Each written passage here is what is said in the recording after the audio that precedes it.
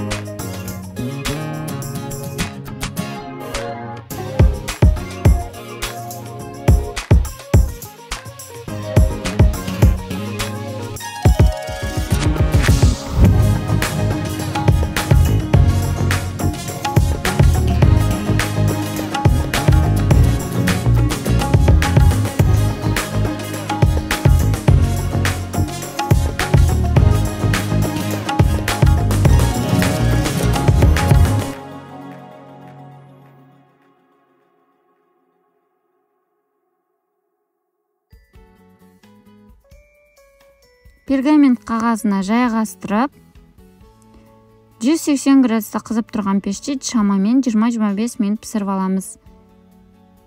Немесе қызарғанша пісіреміз. Пештен алған соң толықтай суытамыз. Үгітеміз. Қатты ұсақтап тастамаңыздар. Мінекей осылай шығуы керек. Кремін дайындаймыз.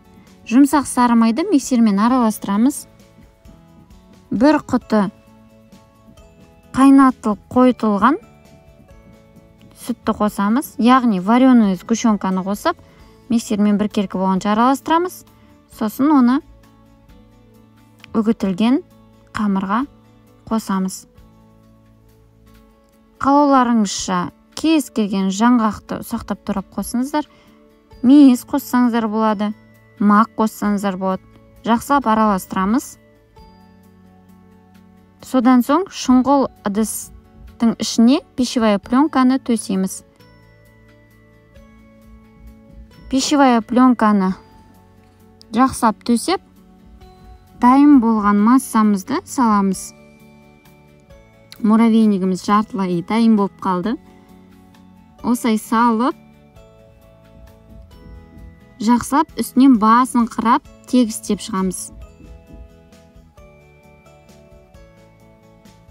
Тоңазытқыштың артық иісі сіңіп кетпес үшін бетінен тағы да пищевая пленканы жабамыз және 2 сағатқа тоңазытқышқа қойып қоямыз.